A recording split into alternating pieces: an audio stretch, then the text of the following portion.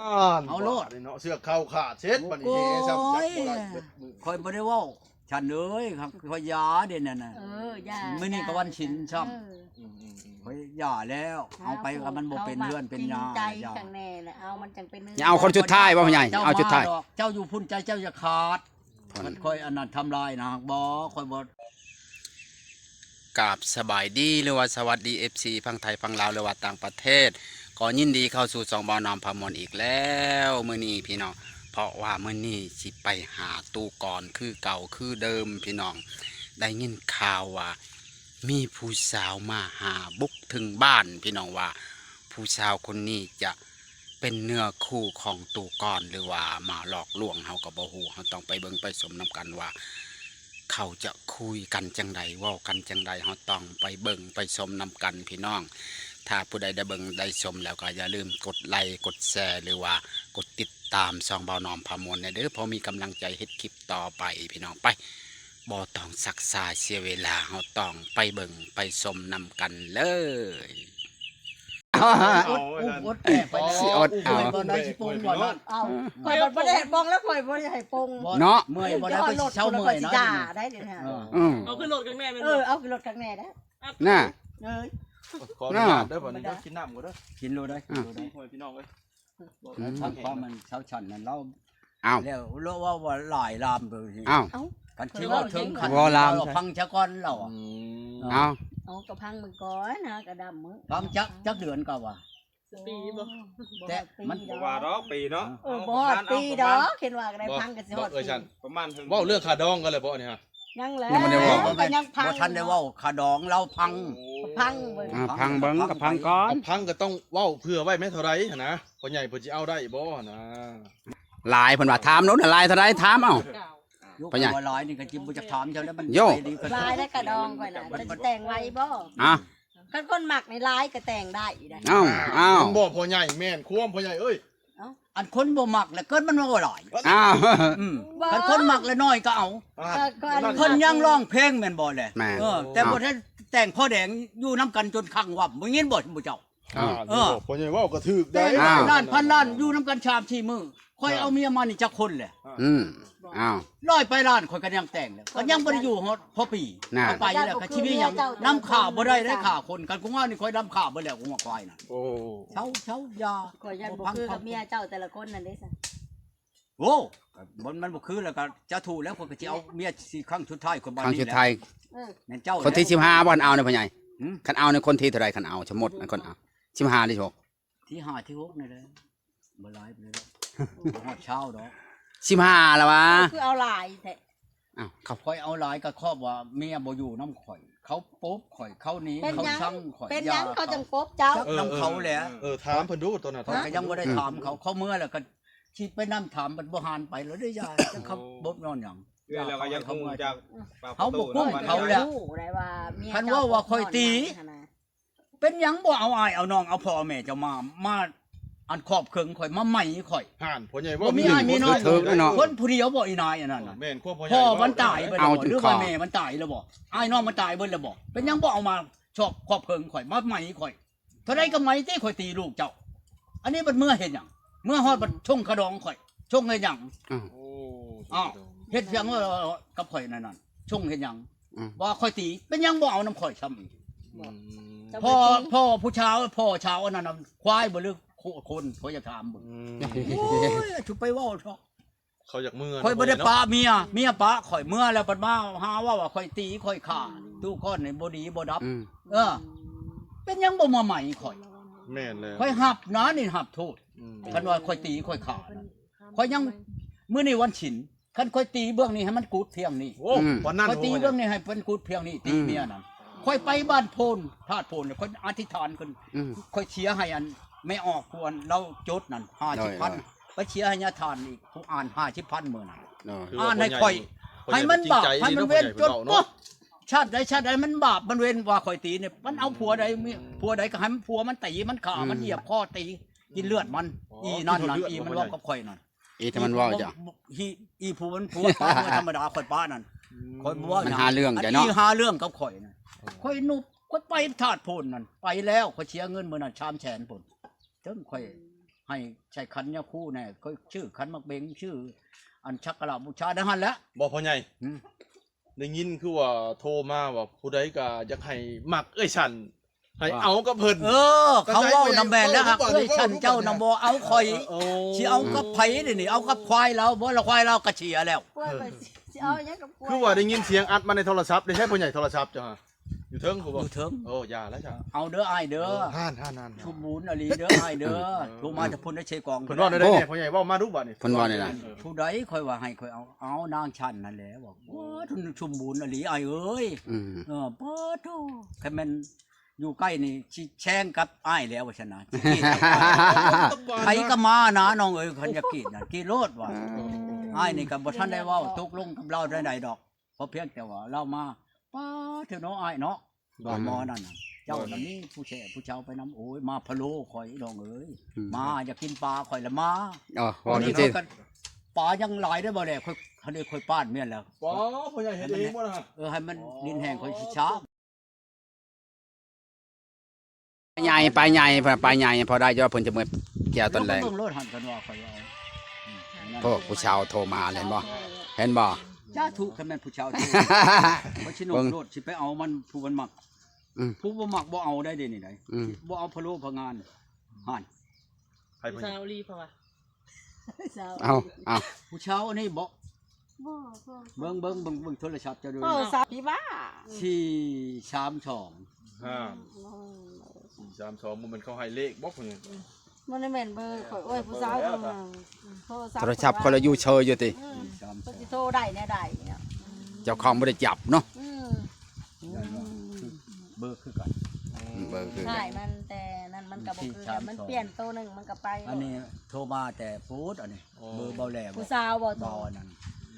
แม่ห้างลูก แม่ แม่ ผู้สาวเลยแม่ฮะผู้สาวคือกัน ซาวไม่ได้โพเนาะ ผู้สาวบ่ได้ผัวค่อยก็ไม่ห่างคือกัน แต่ยังคนเป็นผู้ชาว มือสองคือกัน แม่ได้ไม่ห่างเนาะ อัน ค่อยก็ไม่ห่างคือกัน บ่แพทย์บอกประมาณนั้นเช้านี่นั่นเล่านั่นเราเอาจังชี้ โอ้ บ่แพทย์เว้านั่นบ่แพทย์มาเราเมื่อใดๆเราเลยโทรมาหาบ่แพทย์เดี๋ยวนี้นั่นค่อยนั่นเราเว้านั่นอยากได้ครอบครัวเราอันเช้านี่นั่นค่อยอยากได้ครอบครัวหาให้ค่อยดีกว่า อ่า แล้วตู้ก้อนเราบ่เอาบ่ว่าฉันเอา อ๋อ โอ้ ถามถึงข่อย เป็นได้ บั บั ด ด นี้ นี้ นั่นข่อยนั่นบ่ได้เลือกเอาเลยข่อยถามคืนบัดนี้ เจ้าอยู่กับไผในเฮือนนั่นเอาอยู่คนเดียวโอ้ยบ่ค่อยเอาคนผู้เดียวข่อยเอาผ่านมาแล้ว อ๋อ เป็นหยังเอามาแล้วมันก็เมื่อมันขึ้นฮอดเฮือนขึ้นฮอดลูกขึ้นฮอดเต้ามัน โอ้ คันเอาเจ้าน่ะเป็นลูกชาวแม่เฒ่านั่นข่อยเอาอยู่นั่น โอ้ มาแล้วบ่ทันนึงหาหยังหั่นน่ะอันนี้ข่อยบ่เอาบัดนี้โทรมาอีกเลยเด้นี่โทรมาก็โทร อันผู้อยากมักพ่อใหญ่ครับบ่เนี่ย บ่แม่นมักเราอยากได้ครอบครัว โอ้ เราว่าหาผัวให้แหน่เบาอันแพทย์เอ้ยบ่ชนะ ลองคุยเบิ่งเด้อพ่อใหญ่เด้อ นะ ลองคุยเบิ่งบางเทื่อเป็น คุยหลายคนเนาะ เด้อพ่อใหญ่เด้อ ค่อยสิโทรกลับเด้อ เอาเลยโทรกลับ เจ้ากลับ เอา แล้ว เนาะ เจ้ากลับ นั่นเนาะค่อยสิให้หมู่ เจ้า เจ้า ด้วยฉันสิบ่น้อยใจบ่บัดนี้ฮะบ่ย่านผู้นี้น้อยใจ บ่น้อยใจแล้วเนาะแล้วแต่ใจเพิ่น บ่ บ่ ได้น้อย โอ้ แล้วแต่ ค่ ใจ อยบ่ เพิ่น ทัน เนาะ เอาไผมันสิน้อยกับไผ คนบ่ได้น้อยใจได้สิแล้วแต่เราแหละ เรายังพังนี่ค่อยให้เราพังเสียก่อน โอ้ บ่สิเอาผู้นี้ท้าถ้าว่า สิเอาไปไว้ท่า เพิ่นพร้อมแล้วจังมาหาพ่อใหญ่ จังพร้อมแล้วจังสิมาเอาเนาะ ฟังเด้อจะจะเป็นคนที่เท่าไรเด้บัดนี้ฟังเนาะ 17แล้วบัดนี้ ค่อยน่ะเอาเมียคนบ่อยากเชียง ก่อนสิเป็นคนที่สาวโลด ฮัลโหล ฟังวอนี่เนาะ พังๆบัดนี้ จากลูกเราเล่นโทรศั ฮั พ ลโหล ท์ เปิดเสียงเนาะพ่อใหญ่ อันเจ้าเว่าดังๆนะโทรศัพท์เจ้านั่นยามใดก็บ่อย่างยินเจ้าเว้าหั่นน่ะ เปิดเสียงเลยพ่อใหญ่ คือเสียงคอยแต่ว่ามันบ่ดัง มันเป็นอะไรยังบ่ดังเอาชำกองเพลนอยู่ในวัดนี่ เปิดเสียงในโทรศัพท์เจ้าครับพ่อใหญ่ เปิดเสียงเนี่ย เปิดลำโพงครับพ่อใหญ่ แปลงแหน่เจ้าก็ดี เหมือนเราบ่มีเงินแปลง โอ้ยเงินจะแปลงโทรศัพท์น่ะก็หาเอาน้ำผู้บ่าวในบ้านน่ะก็สิบ่ได้บ่จักแทนจักช่องคนได้แปลงโทรศัพท์หั่น ก็บ่มีหยังมาหา ว่า พ่อใหญ่ ขี้ นี่ ยาเอ้าขี้ยาแล้วมันจังดีเหรอวะข่อยนี่บ่ได้ยาบ่ดูดเหล้าบ่กินนี่คือเจ้าสิบ่เอาดอก อ๋อสุภาพบุรุษ บ่ได้บัดนี้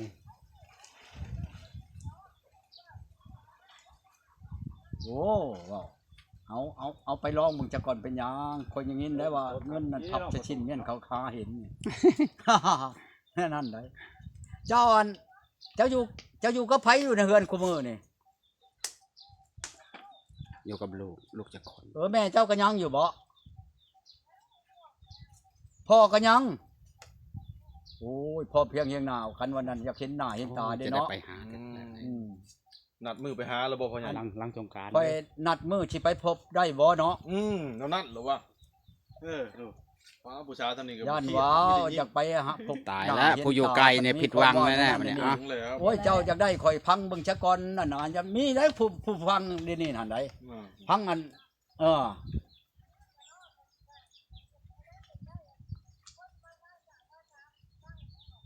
บ่คักแน่ดีบ่คันว่าอยากได้คนช่างชาแล้วบ่พังเจ้าเนาะเอาโลด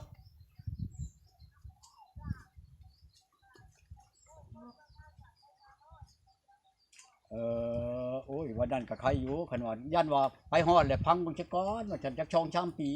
ค่อยบัดคนนั้นอายุ130แหละมันก็บ่อยากพังแล้วเนาะมัน ไปเลือกแท้130 อันนั้นแหละนะ คนใหญ่ อยากได้แล้วเอาโลดนะ 30 ปีว่าวัน130 ปลายแหละ คนชิบยังเหล่าเทะ ฮะเจ้าเบิ่งค่อยล่ะ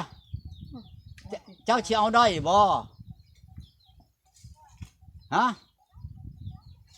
ได้บ่เป็นหยังก็ใครอยู่บ่เป็นหยังดอกเป็นควายก็บ่เป็นก็บ่เอาก็ดี เตอคักแล้ว ควาย บั บ่ ด เป็ นี้ นดอกน้องเอ้ยอันอยู่บ้านใดค่อยสิไปอันไว้ใหม่ๆนี่เราได้ค่อยอันใด งานแม่นแล้วพ่อใหญ่ มันแกงกระเบาแกงกระเบา มื้อใดค่อยไปค่อยสิโทรหาเจ้าแล้วเจ้าสิปิดโทรศัพท์เด้อค่อยสิไปกับทีมงานค่อยได้เขาเบาแหล่เขาเบาพรเขาอันนี้แหละไปนำข่อย เพราะว่าอันมือขวาค่อยเด้ไปค่อยบ่ไปผู้เดียวค่อยได้ แม่แล้วมีขวามือซ้ายแล้วบ่เจิดพ่อแล้ว ไปวันนี้4 คน ฮะ สนุกสั้นๆแน่แล้วเว้ยต้องบ่พลาด โอ้เจ้าเบิ่งค่อยตลอดเนาะ โอ้ยเจ้าเบิ่งตลอดได้ฟัง ไก่ถามมาดูไปจะกินต้มไก่ได้พ่อแม่พี่น้ ค่ อ อง ยไปแล้วหาไก่เมียนโลดเด้อ นั่นได้ มันเข้าป่า ก็หาชื่อเอานำหมู่บ้านเฮาหั่นแหละเฮ้ยสิบ่ได้บ่ไก่ดำโต มันเข้าป่าวัดกัน งานกับเมื่อยนอกจากกินนะกินต้มไก่แซ่บๆนะ สั้นๆ อันไหนก็ ฉันมีแต่หัวพ่อพี่น้อง ค่อยชื่ออยู่แล้วค่อยไปน่ะบ่ให้เจ้าชื่อดอก แต่ให้หาไว้เนาะ คะแนนหาไว้ กับเขานั่นค่อยบ่ได้ถือไปเด้อเขานั่นค่อยอันไปกินในเฮือนเจ้าใดย่านว่าค่อยขึ้นเมืองนองกินนี่ถือเข้าไปแต่บ้าน จะบัญชาติรำคาญ เขาหนึ่งเพื่ออยู่แล้ว เท่านี้เด้อบัดเลยสิโทรหา เห็นบอกคนหล่อนั่นนี่นะ โอ้ย คนใหญ่คนหล่อ คุยลายได้ ทุน้อยใจเด้อ สิเพิ่นน้อยใจได้อยู่ไกลเนี่ย เจ้า ค่อยไป บ่ น้อย ได้ ใจ เอา ค่อยไปน้อยใจ ถ้าเจ้าน้อยใจบ่เมื่อมื้อนี่ เฮ้ย บ่ ค่อยไปน้อยใจค่อยบ่ได้ว่าค่อยน้อยค่อยก็บ่ได้น้อยใจ เจ้าน้อยใจบ่ให้เจ้าเมื่อมื้อ ค่อ นี่ ยบ่ ได้ ได้ บ่ น้อยใจ อยู่บ่เป็นหยัง เอ้า อยู่เฮือนข่อยเป็นหยังนอนหลับอยู่ผ้าห่มข่อยก็มีตุ้ม เอ้า หยังข่อยก็มีครบเบิด พัดลมก็มีนะพ่อใหญ่ นอนบ่หลับ บ่รับข่อยสิกล่อมข่อยสิรูปหลัง ลูกหลังลูก ค่อยว่าคนกล่อมก็แฮงบ่หลับกันคนกล่อม อ้าว เฮ็ดได้มันจังสิรับกัน นอนผู้เดียว อันนอนผู้เดียว นอนผู้เดียวก็มีอยู่ช่วง3ช่วงพี่นะเฮ้ยข่อยก็สิอัดเข้าช่วง นอนเฮือนปูนนั่นได้พ่อใหญ่ ฮะ เฮือนปูนนั่นได้บ่มีคนนอน เฮืปูนก็มีหั่น เพิ่น เจ้าจักนอนเฮือนใดข่อยมีช่องเฮือนผู้เดียวนี่บ่แม่นว่าสิ อ้าว เจ้าต้องการอยู่เฮือนต่ำเจ้านอนอยู่หั่นข่อยสินอนอยู่เทิงข่อยบ่ไปกวนเจ้าดอก เอ้ย คุณแล้ว บ่ไปก ใกล้ วน เจ้าสิรับพุ่นแล้วก่อนยังสิไป ไปกวนนั่นจนสิหลับมันจะไปกวนอะไรกัน ข่อยก็ไปขอประตู ค่อยก็หูมือคือเก่าแล้ว เปิดประตูเลยเจ้าหมูปากเราก็เข้าไปแล้วเป็นแมวแล้วบ่อย เอ้ย ต้องเป็นแม แม ว วแล้วดึกแล้วเป็นแมวบ่ แมวคอยลอยแท้ๆใด พ่อใหญ่เป็นเชื้อแมวพ่อพี่น้อง เชื่อแม เฮ็ ว ดได้เอาเนี่ย เขาสิบอกเจ้า บ่เอ้ยฉันเข้าไปเจ้าก็สิหลอกไว้บ่หรือว่าบ่หลอก ก็หลอกนั่นแหละนะ นี่บ้าน พ่อใหญ่มีมนต์สะเดาะกระแจใดเอ้ยฉันบ่ได้อยู่ได้จำกระแจใด นี่นายก็ถามไปเขาไปนอนลกกะหลกนะ หลอกกันหลอกบ่ยานบ่ เป็นแล้ว